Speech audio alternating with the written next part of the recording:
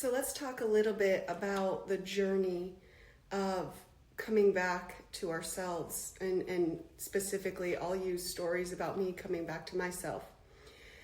So I mentioned in the last video that I really didn't know who I was or what I wanted, and what I was doing is a lot of trying to make other people happy and really feeling unhappy inside of my own body, inside of my own mind.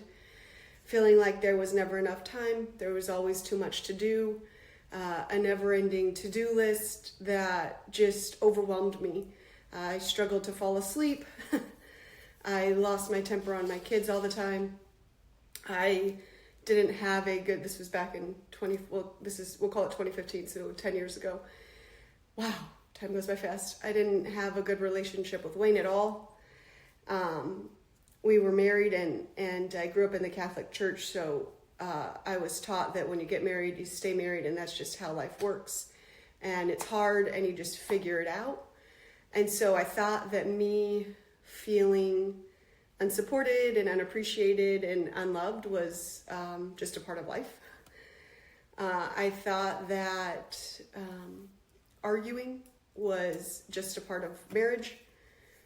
I had a lot of beliefs that I brought from my childhood into my marriage and into my mothering, and into my life. And my mom is an absolutely incredible woman. And I write about it in my book, Reclaim Yourself, that how amazing she was, yet also, she gave so much of herself. She really didn't have a lot to give to my sister and I. And I'm not mad at her for that. I feel sad, a little bit for myself, but also for her, she spent her whole life giving to everyone else. And I never really knew what she loved. And even to this day, if you ask her, she'll say that she loves to work out, and that's what she loves to do, and she loves to watch sports. And I honor that, and that's what she loves. And then there's also this part of me that wonders what, like at her soul, at her core, what does she want, right? And that's her journey, not mine. But her journey became a part of mine because it showed me that I wanted to do something in my life that I absolutely loved. I wanted to know who I am and what I stand for. She knows what she stands for, by the way. My mom knows what she stands for.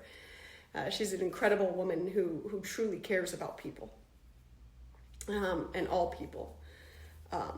And so I knew that I wanted to do life differently. And I feel like something happens when you become a mother. So you're having this child, and this child is opening your lower chakra system, right? As it's passing through your birth canal, or even in a cesarean, right? You're being opened. And so a lot of things come up. For me, there was trauma that I remembered from my childhood, but even more trauma that I remembered after bearing children. And maybe it was the activation of those lower chakras, or maybe it's just something that happens in your 30s. I don't know, but regardless, I felt it, and I was experiencing what I would have never said then, because depression was considered, like, in my house, you had to be happy, right? Like, you have so much to be grateful for. There's children without food, not just in other countries, but here in our town. And my mom would feed them, right? So we knew firsthand that there were kids without food, and we had clothes on our back, and we had a roof over our head. So you better be grateful, and there's nothing to be ungrateful for, and you better be happy. And so the experiences that I had, I learned that I wasn't deserving of being sad, of being, of feeling like I didn't, even though I didn't have enough, I should just be grateful. And I want to say that there's no competition in level of what we receive and what we have in life and what we don't have in life. And everybody comes into this life to learn their own lessons and to experience their own learnings. And so just because somebody has it worse than us doesn't mean that we don't have feelings or that we don't get to feel. And I want to honor that right now. And I also do want to honor that there are people that are much less fortunate, and we have the ability to stand in our power and heal ourselves and to do our work. And when we are empowered and we are doing our healing work, we are empowering them. When we are inspiring ourselves, we are inspiring others. When we are loving ourselves, we are loving others. When we are feeling our emotions and healing our traumas, that is what we are doing for all of the world. And so it's not as though we have to go out into the world and do something magical and incredible just by loving ourselves. We're helping the world. Just by using kinder words to ourselves, we're helping the world. So I just wanted to throw that in there. And getting back to this journey of, I didn't know who I was. I didn't know what I wanted. It was just a really hard time for me.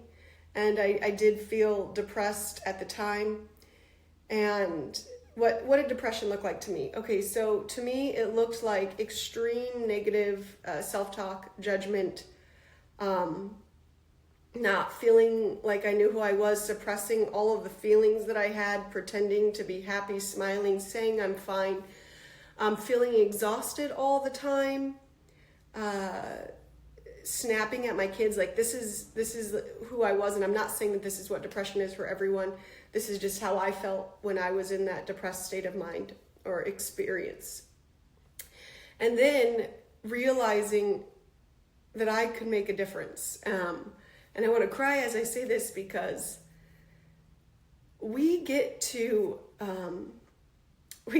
make choices in our life, and we get to make changes in our life that are ours, that we get the opportunity and the experience to change our lives, and it doesn't feel like that way sometimes. So I just want to be really clear that sometimes it doesn't feel like there's anything we can do to change our lives. And I want to tell you that there is.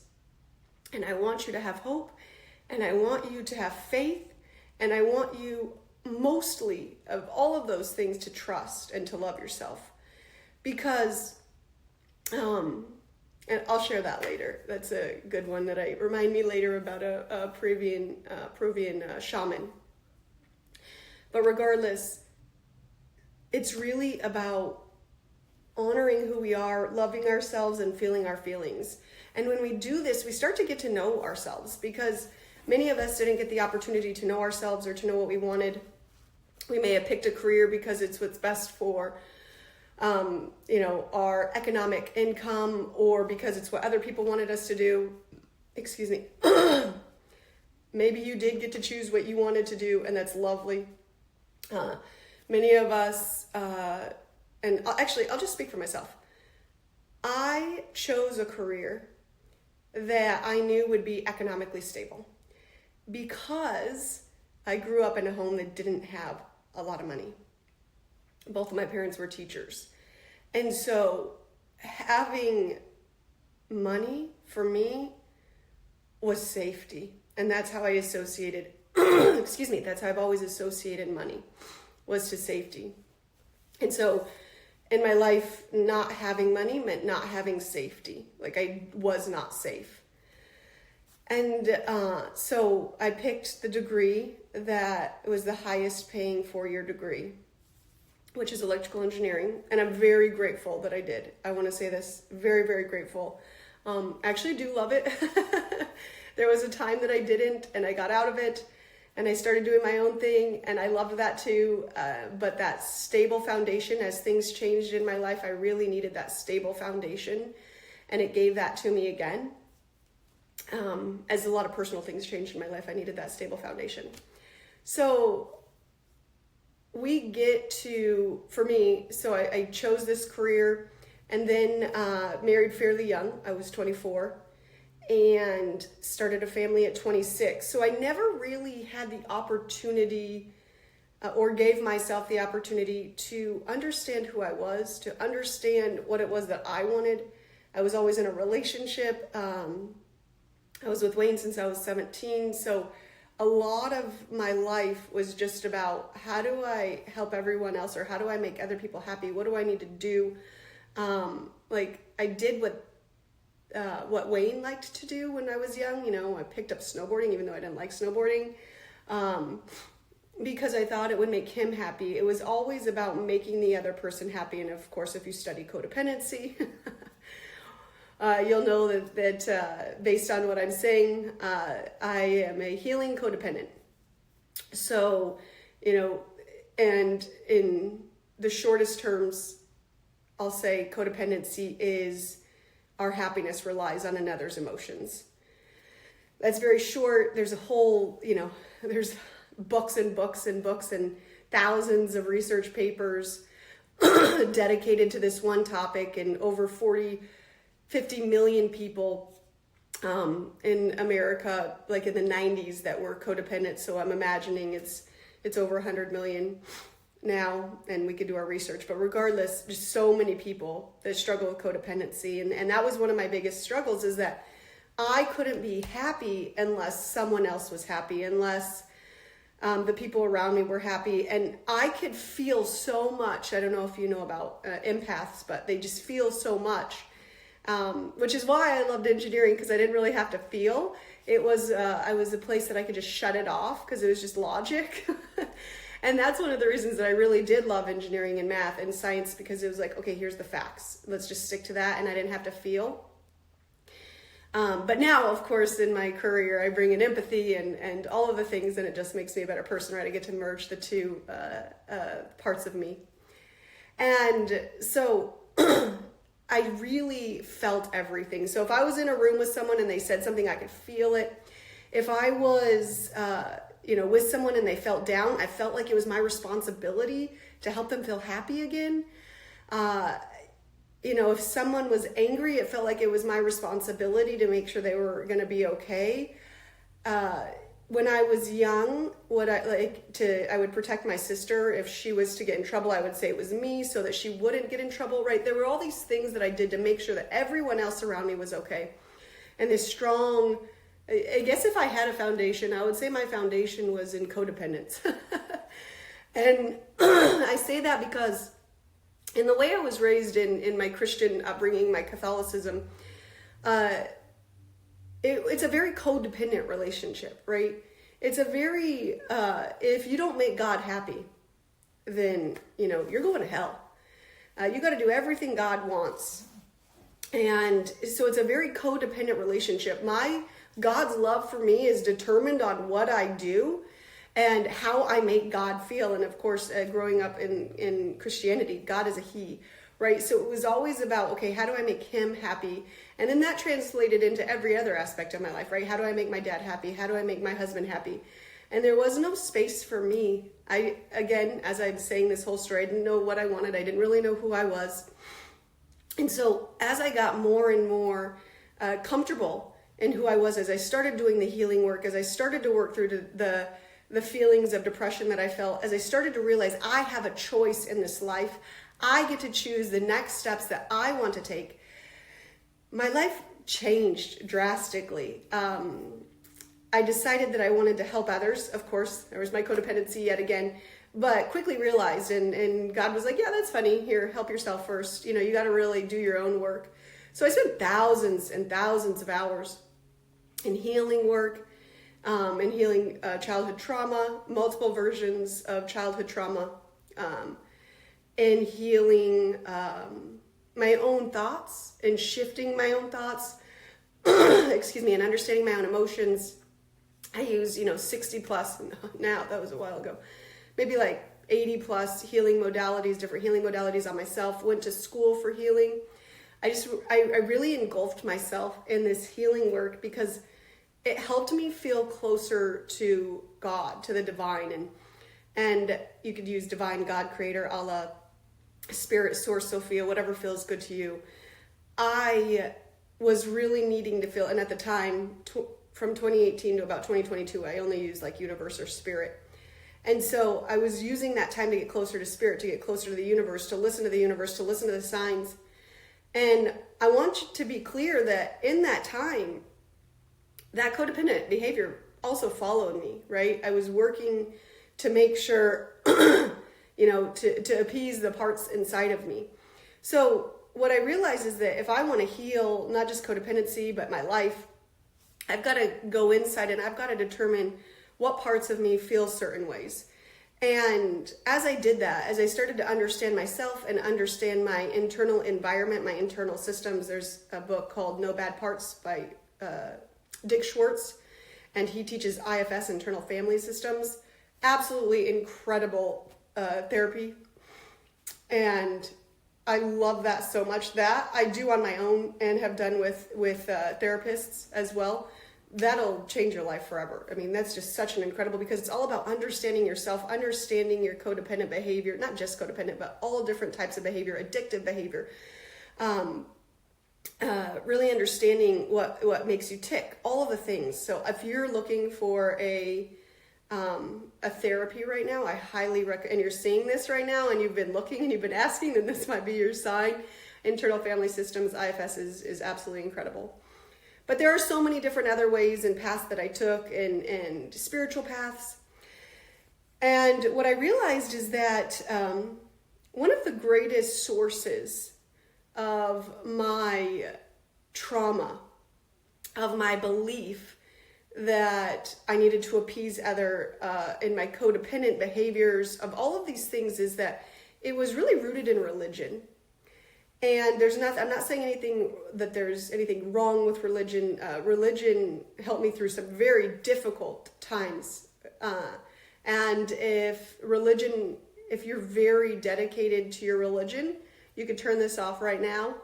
But I'm going to talk about why shifting my religious beliefs was the ultimate transformer to my life.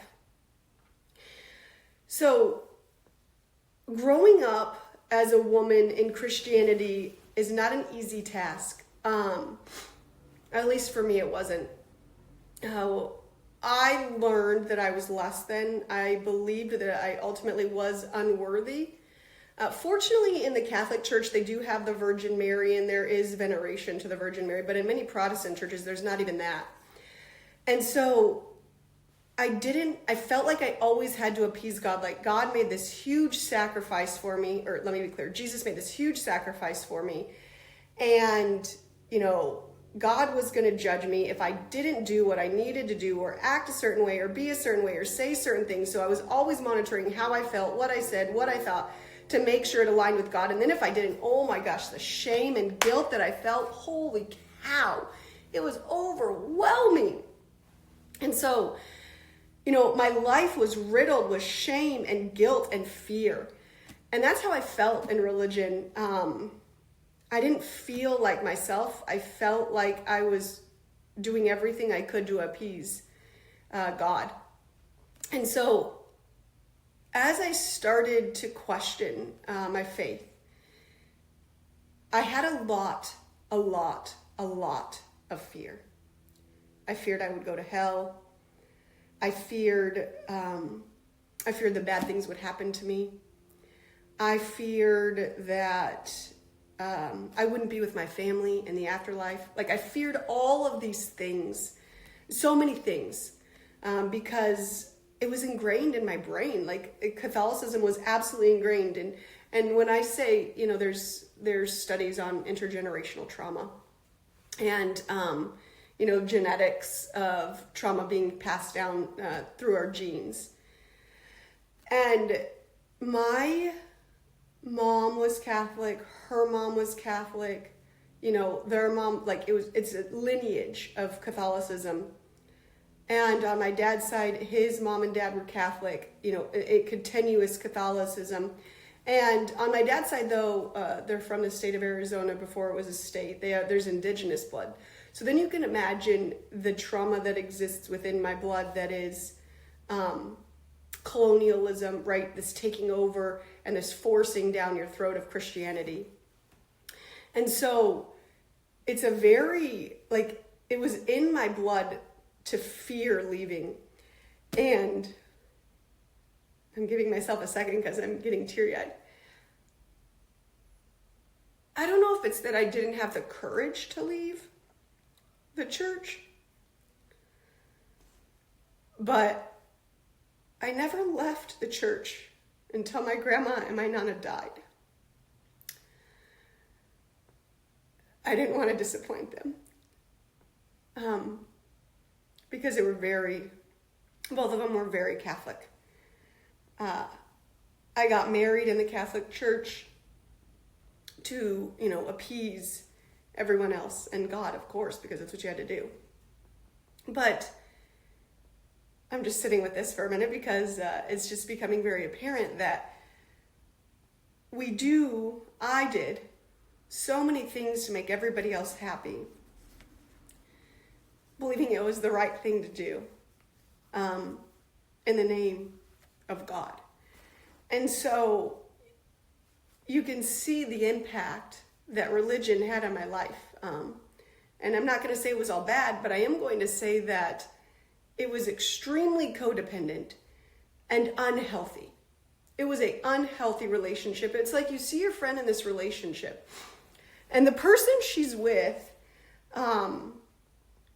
is always judging her, never accepts her for who she is. She can never do anything right. She always feels guilty about not being with God, with this person. She's always afraid. And so, but she has this little hope that it'll work out. That's like what it was for me to be in relationship with a Christian God, with a religious God. And from the outside in, and I wasn't just like I'll just say this quickly, I wasn't just a practicing Catholic. Like, I didn't just go on Christmas and Easter. Like, I was embedded in the church. Like, my kids went to Catholic school. I did the lector readings. I did the Eucharistic ministering. So I would give out the body and blood of Christ. And lecturing is like doing the readings or the prayers. I mean, I was in it. It wasn't just like a bystander. If you can't tell, I like to get in things. It's like, I want to understand them. I want to be a part of it. I want to experience it.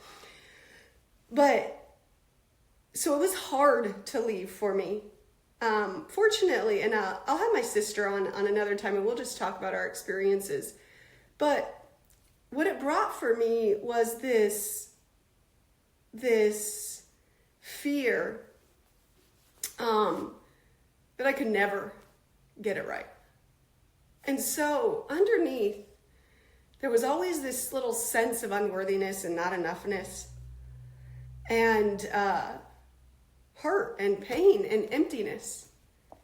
And so when I left the church, which was a very big deal, and there were many, many reasons why I left the church, but one of the main reasons another reason that I left the church is because of the judgment.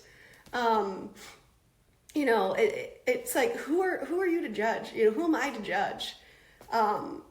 And this non-love for the LGBTQ plus community. Like, what are you talking about? Like, everybody is loved by God.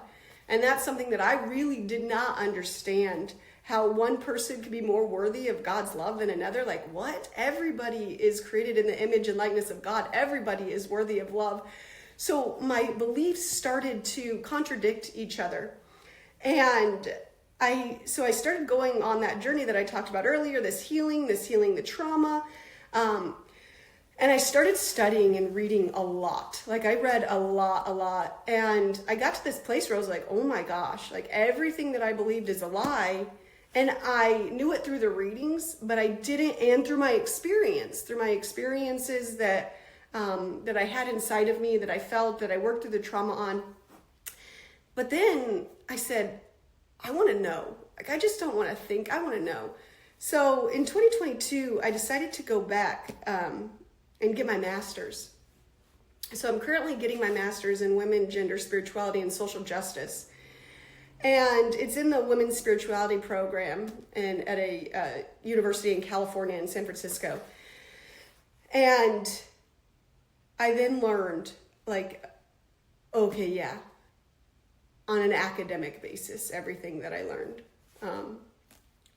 was a version of the truth. And that was painful. It's like waking up and realizing your whole life is a lie. That can be really, really hard. And again, unlearning all the beliefs that I learned. But what ultimately came of it, and I'm getting excited now in this moment because, like, you know, I get to experience this now, is what ultimately came of it is that I feel a deep, profound love for God. A love that I've never experienced any time that I was in religion. Maybe when I was singing, because I love to sing in church. But, you know, like, no time did I feel like undeniable, unconditional love for God when I was in the Catholic Church. It was always tied to something, right? It was that codependent behavior. And now the love that I feel is sometimes overwhelming. Like, I feel so much love, and I know that there is absolutely no judgment tied to it, and I know that it's unconditional, and I know that in every moment of the day, I get to invite love deeper inside of me so that I can experience more love, so that the world can experience more love, so that my children can experience more love. And this journey has taken me to leave everything that I've known, and I don't recommend that. But what I do recommend is that you just start loving you. You start to know you. You start to understand you. You start to listen to you.